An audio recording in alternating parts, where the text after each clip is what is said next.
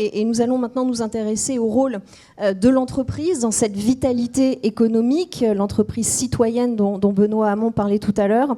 Et j'appelle Lionel Rinfret à prendre maintenant la parole.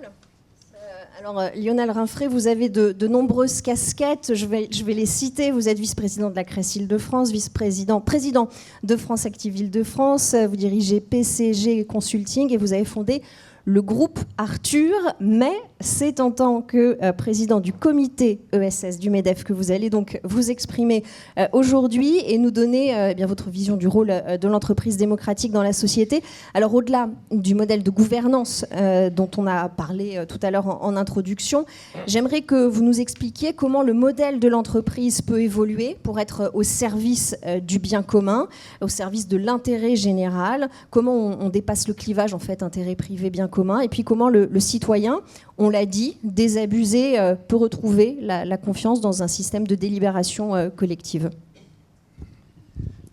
Tout d'abord, merci de me donner la parole et de m'avoir invité à cette table ronde. Je représente en fait directement Patrick Martin, qui est le président du MEDEF et qui ne peut pas être parmi nous ce soir, mais juste pour dire, et Benoît le sait, que Patrick s'intéresse tout à fait, vraiment de façon forte à l'économie sociale et solidaire, à ce qu'elle représente, et d'ailleurs m'a demandé donc de créer ce comité national.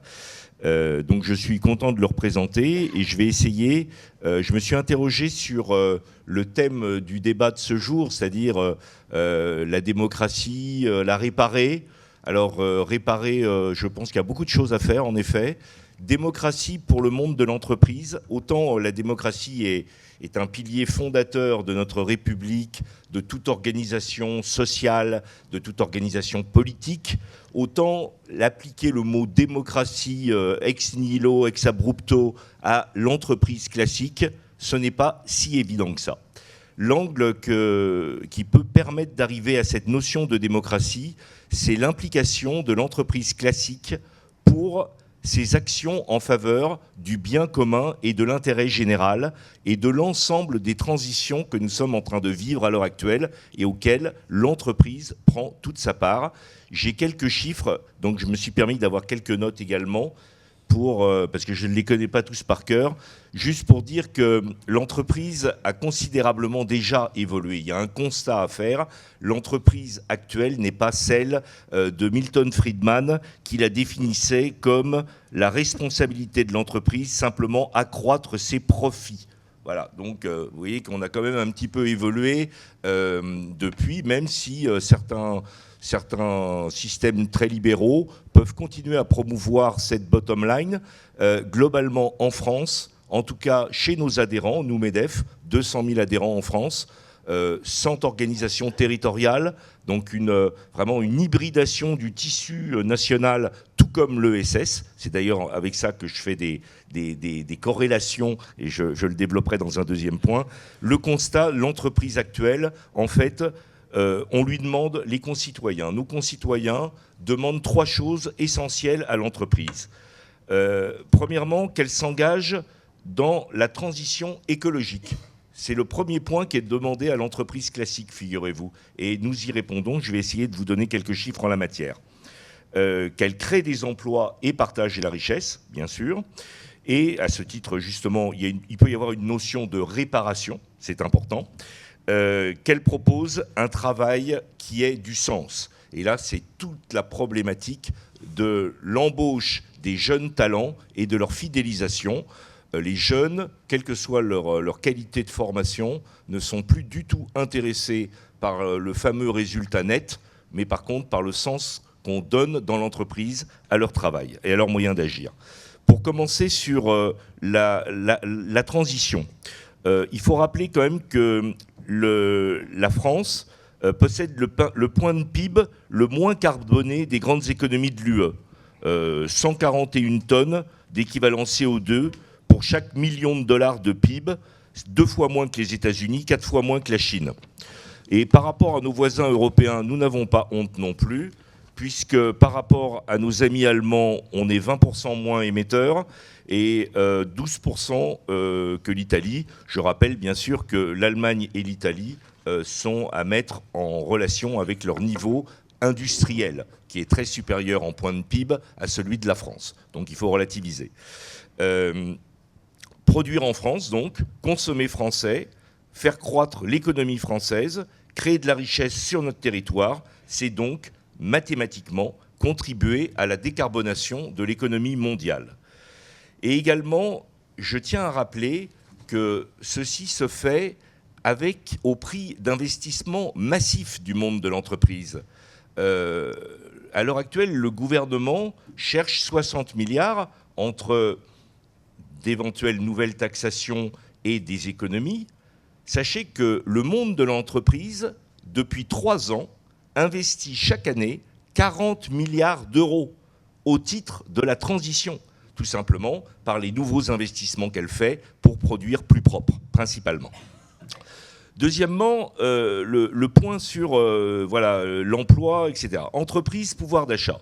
Là aussi, il ne faut pas dire que tout le monde de l'entreprise classique est vertueux, mais il faut quand même mettre quelques chiffres de façon à ce qu'on comprenne que les patrons actuellement ont une véritable préoccupation, bien sûr, de rentabilité, bien sûr, de profitabilité, évidemment, mais également, on est confronté à un marché du travail, tout simplement, qui fait que bien traiter ses salariés est un impératif.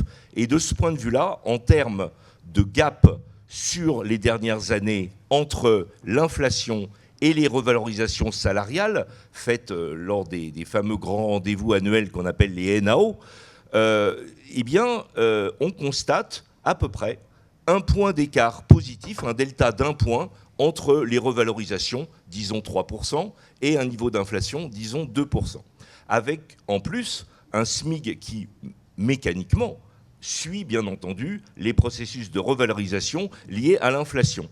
Donc de ce point de vue-là, l'entreprise ces derniers temps s'est bien comportée et a priori, tel que les branches professionnelles ont annoncé au MEDEF pour l'année 2025, donc pour les NAO 2025, le delta devrait même être supérieur, c'est-à-dire plutôt à peu près 3 points d'augmentation moyenne des salaires pour une inflation qui sera inférieure à 2%, puisque aujourd'hui, nous sommes à 2% sur un rythme baissier.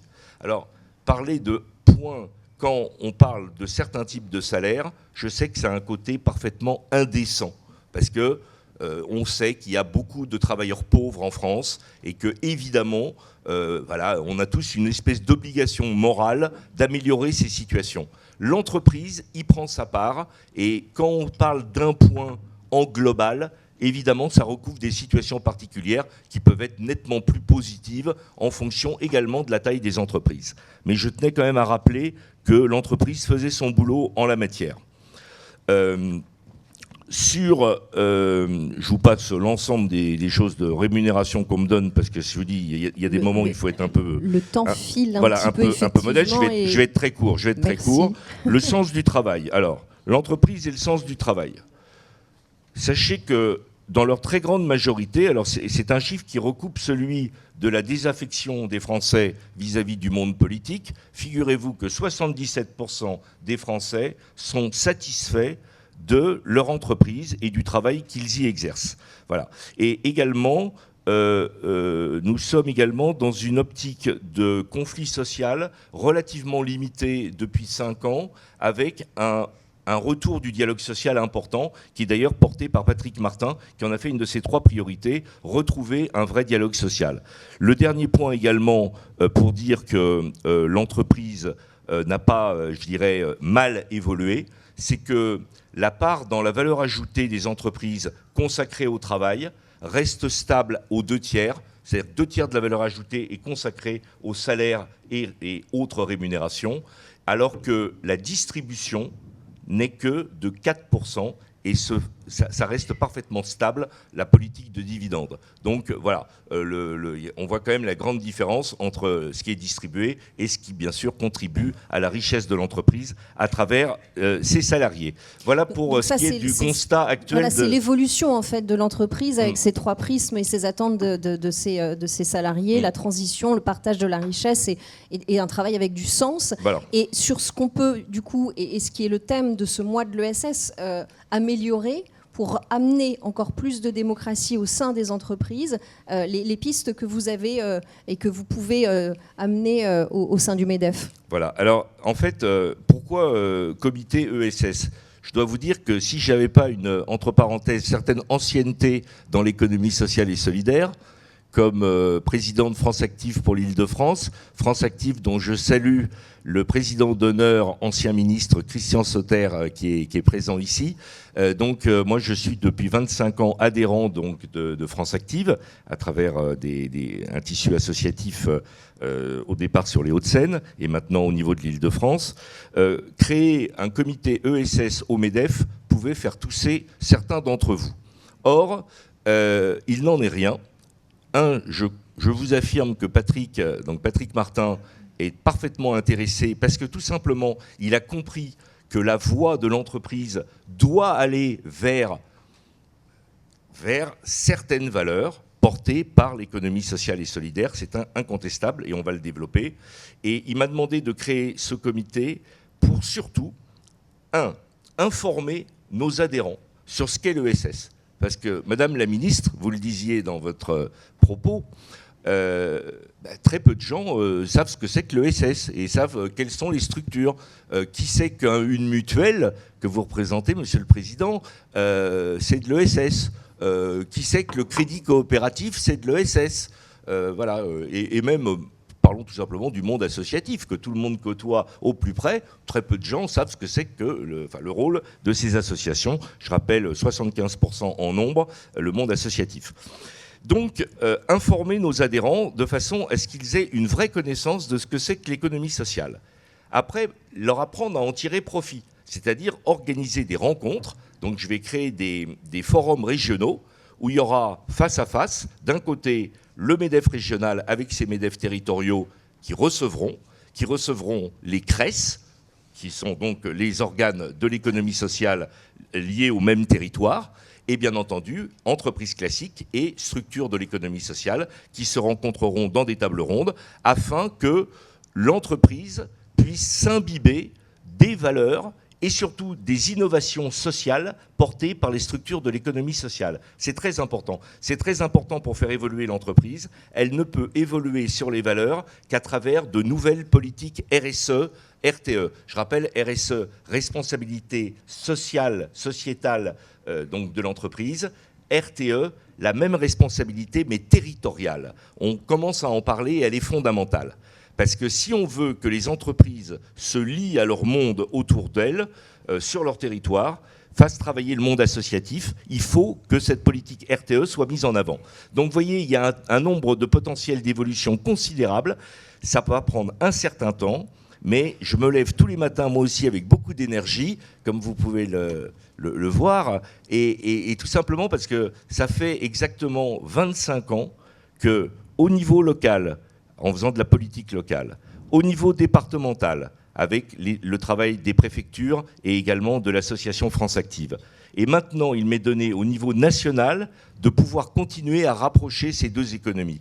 Et je suis convaincu, j'ai déjà des exemples territoriaux que j'ai pu mettre en place, et je sais qu'au niveau national, si mon travail porte avec le MEDEF, nous allons pouvoir vraiment apporter des ressources nouvelles aux structures de l'économie sociale d'un côté, et de l'autre côté, faire bénéficier les entreprises dans leur politique RSE du formidable apport en innovation sociale porté par les structures de l'économie sociale. J'en termine là et je suis plein d'espoir.